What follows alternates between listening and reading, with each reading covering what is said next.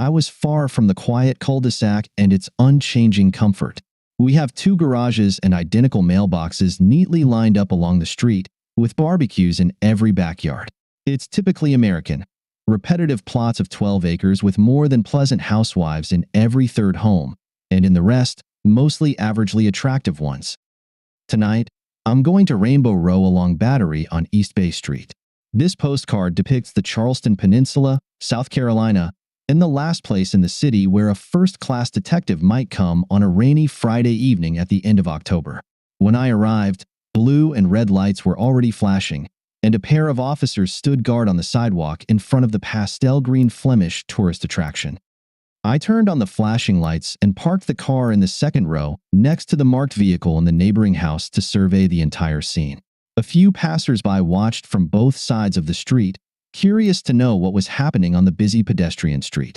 One of the officers was waving at people, trying his best to keep the area clear. "Welcome to the land of the rich and beautiful, George," said a stout man when I entered the living room on the first floor. The big guy was the night shift sergeant this week, a sociable fellow named Paul Montague, who set the district record for the largest sandwich ever eaten by an officer from the Charleston County Sheriff's Department. It was a 60-centimeter French baguette stuffed with meatballs, marinara sauce, and half a kilogram of mozzarella cheese. He did it again a week later. Besides everything else, he was a skilled officer, and I enjoyed working with him. The crime scene is upstairs, second room on the right.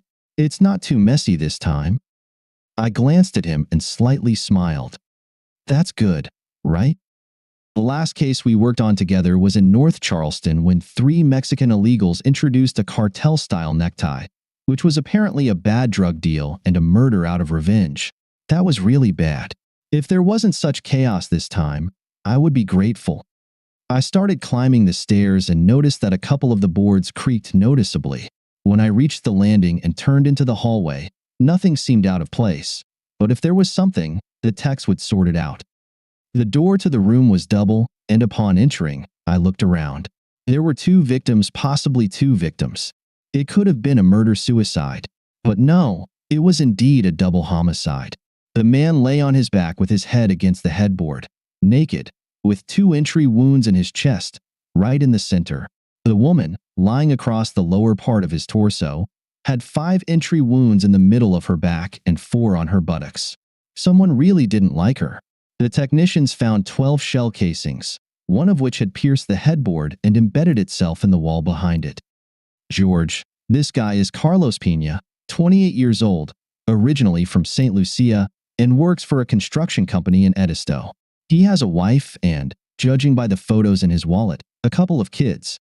The woman is Lucy Steinman, 39 years old, a socialite in the city, married to Marino Steinman, the official owner of significant real estate. We're still trying to locate him. Thanks, Paul. The technicians say the bullets are 9mm, but no weapon was found at the scene, so someone killed them and fled. Is there any security in the house? Paul just shrugged and said he would find out, but he needed to locate the husband to get full access without a warrant. When I looked over the scene again, I noticed a yellow silk scarf off to the side of the room, near a dresser facing the bed. Bending down to pick it up, I caught a familiar scent. It was distinctive and expensive. I recognized it as the Flower Bomb perfume by Victor and Rolf. I was familiar with it because a few months ago, I had bought this expensive gift for Michelle's birthday, along with a collection of silk scarves. What a hell of a coincidence. Michelle Rogan was visiting her sister in Savannah and had left yesterday morning, so when I turned the key in the front door, I knew the house would be empty, except for the guardian. A 40-kilogram bundle of joy in the form of Maxwell, our Doberman Pinscher. He was already at the door before I even put the key in the lock, snorting in anticipation, and when the door opened, he was practically sitting on his haunches, waiting for his kiss. He got it, and I went back to the kitchen, tossing the keys and the soft pouch onto the kitchen table. Michelle and I were both 33 years old. We didn't have children, but we were fitness enthusiasts and were trying to live the American dream here, in this small suburban neighborhood in North Mount Pleasant. This was my first marriage, her second, and after 4 years, everything seemed to be falling into place. A couple of years ago, Michelle left her job at the Mount Pleasant Planning Commission and started selling real estate. At first glance, there was nothing particularly unusual about that, but she worked with Carol Bigsby at Carter's firm. Carol was the neighborhood adulteress, living in a house on the next street over. Her husband left her and took their 2 children 3 or 4 years ago after catching her in bed with her boss in the middle of the day. Since then, according to the neighborhood grapevine, she had slept with numerous men from a couple of nearby blocks. I know the grapevine isn't always reliable, but the adulteress did come on to me directly in the living room while Michelle was in the shower, jumping on me and positioning herself suggestively. Sure, he, meaning my body, has a mind of his own, but fortunately, I had enough willpower to easily resist. So, I had concerns about how Michelle would work with her, especially since the boss was still the same guy who slept with Carol, which hastened her divorce. In the end, Michelle succeeded and now sells luxury real estate in Charleston and Kiowa. Her working hours are almost as irregular as mine. I am Detective First Class George Rogan of the South Carolina State Law Enforcement Division, more commonly known as SLED, working in the investigative services in Charleston. We are called in cases of suspicious death involving a foreign national, as was the case with Carlos Pena, who was a foreigner living in the country legally. This gave us the jurisdiction to be involved at this stage. The next morning, I got up early, left the house, and headed downtown. We received processed forensic evidence packages first thing, and by the time I arrived, the package was already waiting for me. Before I could start reviewing it, one of the support staff poked her head through the door. George, Sergeant Montague from Charleston County, delivered a set of evidence on DVD. He asked me to let you know that they obtained a search warrant last night and seized several DVDs from the security system and a hard drive. These are copies. I just need you to sign for them. She leaned over me, her ample chest almost brushing my face, and smiling, handed me her pen. If I were a scoundrel, I would have made a move on her months ago. I signed where needed and watched as her hips, barely concealed by her skirt, swayed out of the door. Some future husband is going to be very lucky. A note on top of the stack said, "Don't watch this near children, George, and keep some paper towels handy." All right, he's clever, but he's still the best sergeant in Charleston. I set the stack aside and turned my attention to the evidence packet. Mr. Marino Steinman had still not been found, but was considered a person of interest, which could change once other individuals are identified on the DVDs, if they exist. In any case, we all wanted to find him. I was almost certain that George and the folks from Charleston County were already working on it. Later that day, the SLED lab report on ballistics came in, indicating that all the shots were fired from the same 9mm weapon, most likely a semi-automatic pistol, and that each shot was fired from the foot of the bed. Based on the trajectories, they estimated that the shooter held the weapon about 1.5 meters off the floor, meaning the perpetrator's height was between 1.68 m and 1.98 m, depending on how they held the weapon. I had to smile at the lab's precision. They always delivered such details with absolutely straight faces. As far as I knew, it could just as easily have been a 5'2" woman standing on a step stool by the bed. The evidence packet contained several photographs of the deceased, as well as some photos of the Steinman couple found in the house. According to his identification, he was 52 years old, but he didn't look older than 45. He appeared fit and attractive, in addition to his obvious wealth. This explained his appeal to his wife, though now, she was the deceased wife. By any standard, Mrs. Steinman was a beautiful woman, making full use of all the accessories of the good life. The size of the stone taken from her hand could almost pay off my house or, at the very least, put a serious dent in the mortgage. Carlos Pena, on the other hand, was an unremarkable stocky muscle man. It seems he worked as a subcontractor on several construction projects between here and Hilton Head. I assumed he was just a handsome plaything for Mrs. Steinman. Most likely, we'll find that their paths crossed somewhere at a hotel or a bar, and the next thing he knew, he had slept with some rich guy's wife and got the usual payment. It's a story we've all encountered hundreds of times in our line of work, although most of them don't end up as murder victims on Rainbow Row. "Hey, honey, are you okay?" Michelle asked me when I called her late in the evening after getting home. "I'm fine. How about you and Monique?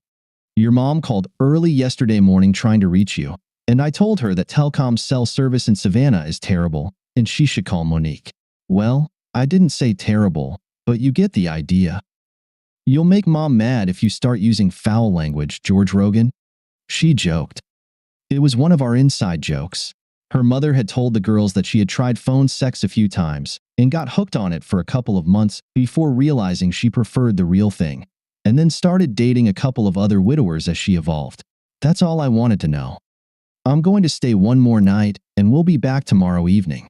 Maybe we can go out for a late dinner when I return. Michelle, darling, that would be great, but just a heads up. I might be tied up. I'm working on a murder case on East Bay at the Battery. It looks like a love nest in the wealthy district got shot up last night, and I've got 2 bodies and a missing husband. Before she replied, there was a long pause. For a moment, I thought the call had dropped. Oh, that's terrible. Let's hope we can still make it happen. Listen, I love you, George. See you tomorrow. We ended the call, and I set up my laptop to review the DVDs from the security system at yesterday's murder scene. Marino Steinman had spent a lot of money on video security. This wasn't the usual grainy black and white junk you buy at a discount store. It was high quality, color, digital, high definition, with precision zoom, all uploaded to a massive multi-terabyte storage device. He had cameras in all the rooms downstairs, one in the master bedroom and the hallway on the 2nd floor, as well as cameras in each hallway on the next 2 floors. I poured myself a light beer and leaned back in my chair with headphones on to block out background noise. I queued up the first DVD, starting from 9 p.m., when motion and sound activated the camera at the entrance on the 1st floor. The 2 victims entered the house, not making any effort to keep their voices down. From the sound of it, they were both drunk. They wandered around the house, making drinks, and after a few minutes, Mrs. Steinman led a clearly appreciative Mr. Pena up the stairs to the master bedroom. The key to my job is paying attention to details. That's how we solve most crimes. Aside from the criminal's own stupidity, at least Marino Steinman provided those details with stunning high-definition clarity. Lucy Steinman kneeled down, slowly undoing her partner's pants. That night, Lucy seemed to embrace indulgence in a way that was either completely natural for her or something she fully embraced for the first time. Having seen my share of mature content during my college years, I had a pretty good idea of what was happening. I used the zoom function on my laptop to get a closer look, making it feel almost as if it was happening right in front of me. She was clearly into it, with soft sounds of enjoyment escaping her. For the next few minutes, Carlos just relaxed, clearly enjoying himself, until he pulled Lucy closer by the back of her neck. Then came the moment, an incredibly intense reaction, the likes of which I hadn't seen before. It was so extreme that, for a second, I wondered if it was exaggerated for effect. I glanced at the timer to see how long it lasted. It was a solid 40 seconds, and there was nothing subtle about it. God, you're a beast, she shouted, the mess dripping from her face. It never ceases to amaze me, she said, then collapsed onto the bed, still laughing. Rinse and repeat, and I'll give you even more, Carlos replied. Now I understood what Paul meant when he said he needed paper towels. Mrs. Steinman positioned herself on Pena's lower torso and slowly started with him. After a few minutes, he was back in shape, and before he could make his move by grabbing her, I had to rewind the scene slightly. I heard the same thing I'd heard the previous night, the creaking of boards on the stairs. A few moments later, a fit figure dressed in black, with a hood over their head, came into view and, without hesitation, quickly fired 2 shots into Carlos Pena. The next shot hit the headboard, and the shooter motioned for Lucy Steinman to lie across the first victim. A moment later, 5 shots followed into the middle of her back. Then the assailant kicked Mrs. Steinman in the heel, moved to the edge of the bed, and fired 4 shots into her buttocks, clearly in anger. I rewound the video again to take a closer look at the perpetrator's wrist. When the shooter fired in a fit of rage, the black sleeve on the right arm lifted enough to reveal a silver bracelet with what I took to be an Indian pattern. I couldn't make out the details, so I took a screenshot and saved it to the disk before resuming the video. You won't be sleeping with anyone else, that's for sure, you bastard, the killer said with an accent. Now I knew that she was closer to the lower end of the height range, about 1.70 m, and that she knew Pena. Steinman was a secondary lover. Paul, I assume you saw how the perpetrator shot. Have you spoken with Mrs. Pena yet? One of the sheriff's deputies went there this morning with a Charleston PD officer, but she wasn't home. Based on what I saw on the recording, we issued a bolo for her and notified the Transportation Security Administration, but I'm not sure if we were in time. She picked up the kids from school yesterday morning. She may be completely innocent, but her actions before and after the shooting are concerning, and we'd like to bring her in for questioning. Charleston County will obtain a warrant for a full search of the premises in her absence. Oh, by the way, we found Marino Steinman this evening. He was at the Doubletree Hotel in Savannah and returned an hour ago. It's pretty clear he's not the perpetrator. He claims he accidentally turned off his phone. He was hiding out with some chick who wasn't there when the officers spoke with him. They just noted the lavender-colored lingerie and a pair of leopard print stilettos that, they're pretty sure, weren't his size. Paul chuckled as he finished, and we wrapped up the conversation. What were the odds that they both ended up in Savannah at the same time? Of course, it could be a coincidence. I've seen enough of those in my relatively short career.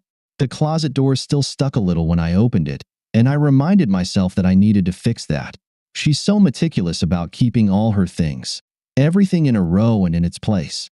I looked for them and couldn't find them. A gap had appeared in the row where they should have been. I think they were high heels.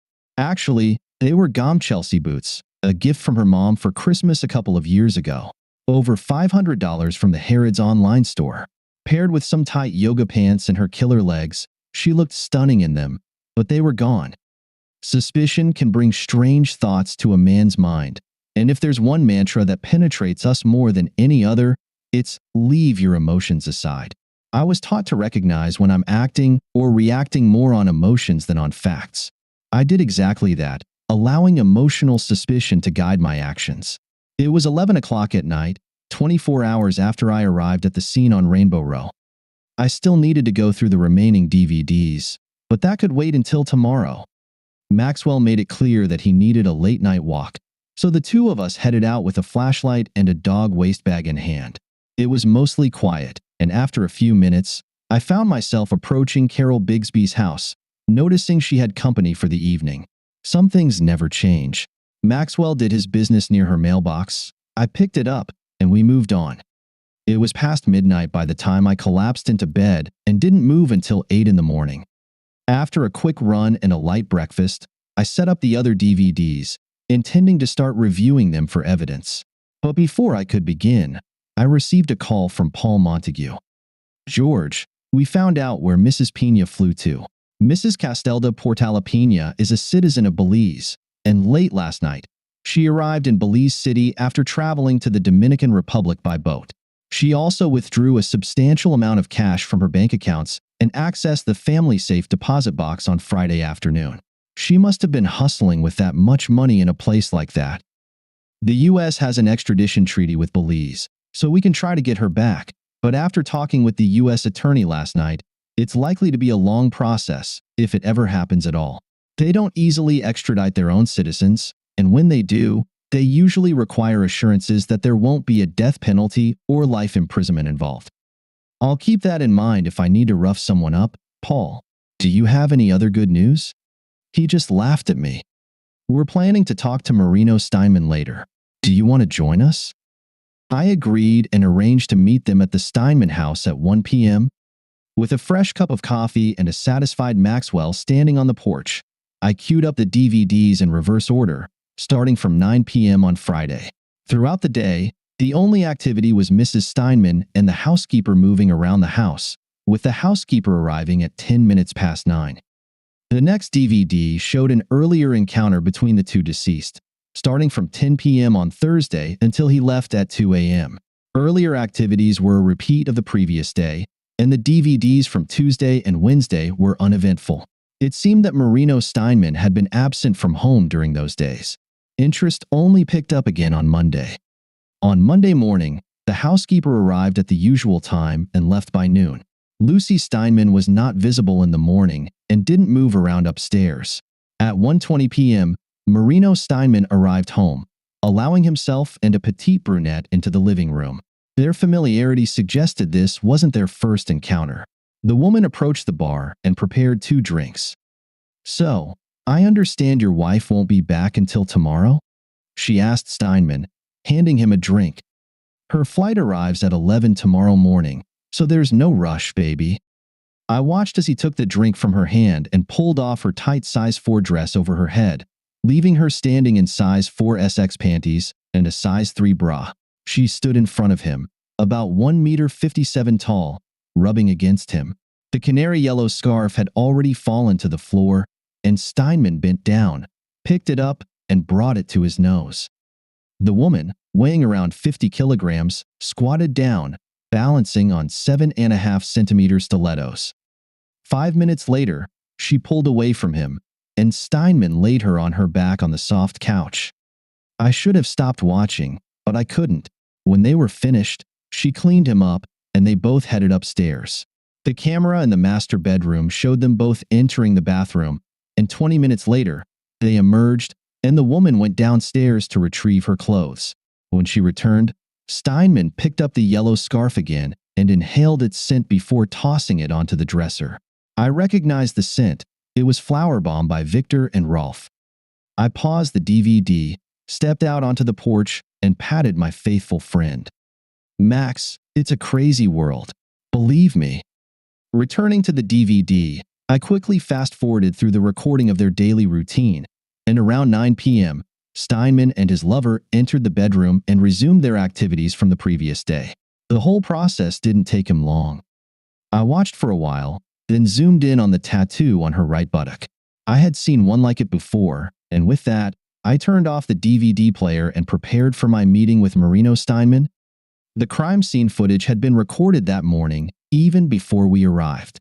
Paul Montague worked fast. We grabbed a quick lunch at Human's Deli before heading over to meet him, and I brought up my newly discovered concerns. "Yes, I reviewed everything up to last Monday." "So, you know I'll have to talk to her?" he asked me. "Standard procedure, Paul, I know. Michelle will be back tonight. I'll let her know." After quickly comparing our notes, the two of us headed to meet Steinman and another county investigator. Mr. Steinman was waiting for us with his personal attorney. In person, he was rather unimpressive. Now, I could see his age on his face, but he still appeared fit and in good physical shape. Paul introduced himself, and as we shook hands, I didn't see the slightest hint of recognition, though I didn't expect him to recognize me. We had never met, of course, and I never felt that people in such high positions paid any attention to ordinary folks unless they wanted something from them. Paul began the interrogation. "Mr. Steinman, let me express our condolences for your loss and assure you that we have dedicated significant resources to bringing this case to a satisfactory conclusion. Now, regarding the victims, your wife and a man named Carlos Pena, were you aware of their affair?" Steinman simply shook his head. "No." "All right then. As for Mr. Carlos Pena, had you ever met him or had any dealings with him, his business, or any other members of his family?" "Not that I recall," he replied. The big guy simply took his notes and continued. "All right, now let's go back a few days.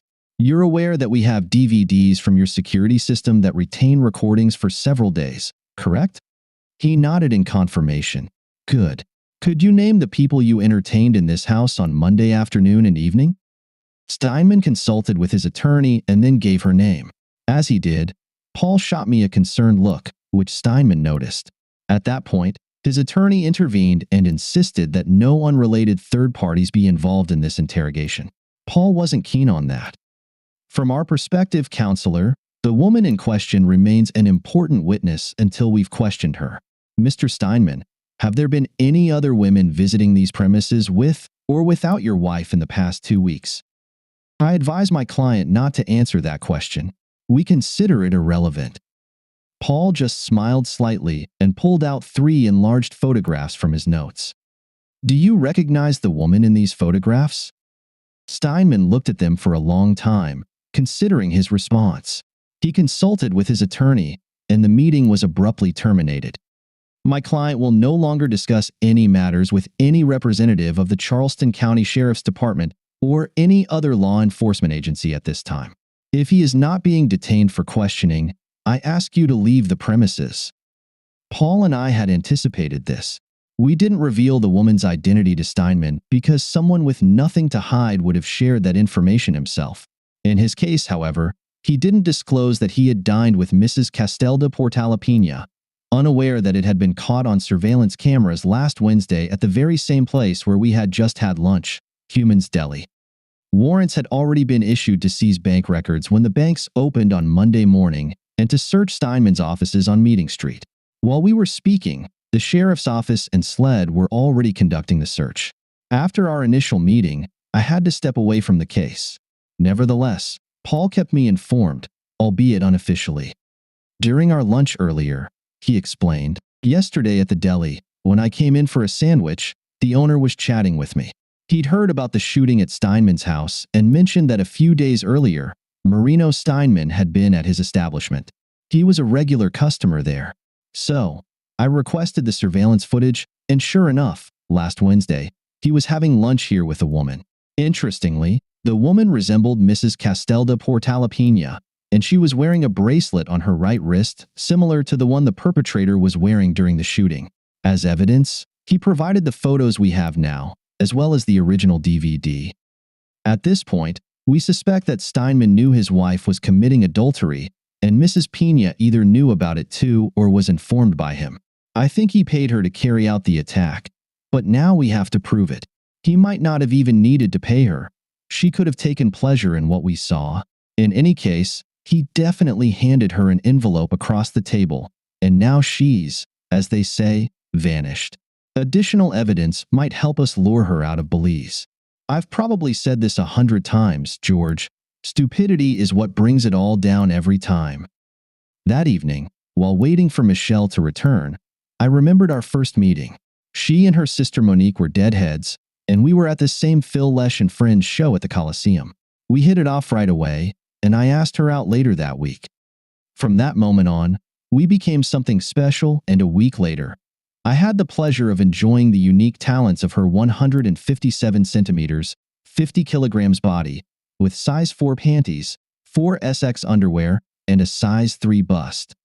I remember a 1973 Dead show from Boston Garden playing in the background, and when I started caressing her, I came face to face with an incredible American Beauty tattoo on her bare buttock. The details and colors were perfect, almost like the album cover. It seems Marino Steinman had seen one like that too.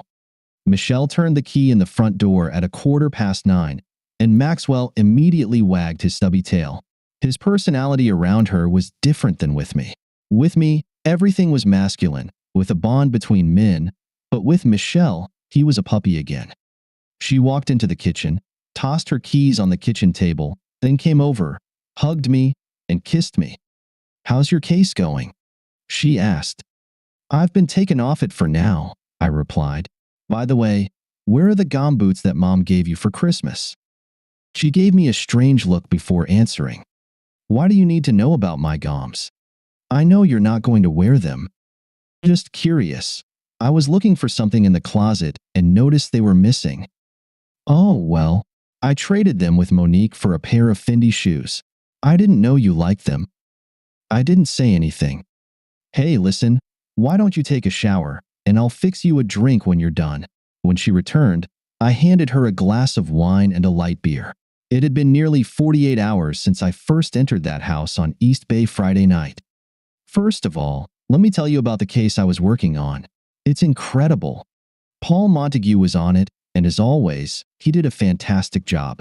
Well, the house at 95 Rainbow Row belonged to a guy named Steinman. The victims were his wife and her lover. The guy's wife is the prime suspect, but Paul thinks that Steinman himself is also involved. I watched her reaction and noticed a hint of hesitation, a brief flicker of recognition on her face. Paul wants to talk to everyone connected to Steinman, including anyone who might have been in the house earlier. We have surveillance footage from a few days ago. I paused for effect and saw that Michelle was becoming uncomfortable, though she tried her best to hide it, unsuccessfully. She realized that I knew, and there was no point in denying it. "How long?" "I think almost 6 months." "Why did you get involved in this at all? You know how I feel about infidelity." George, I don't know why. Monique kept telling me how thrilling it was and that she'd done it twice before, and Donnie never found out. Donnie was Monique's husband, and damn, he wouldn't want to hear this kind of talk about his beloved sister-in-law. Monique and I have always done everything together, ever since we were little girls. We never had secrets from each other. If she did something, I would do it too, and vice versa.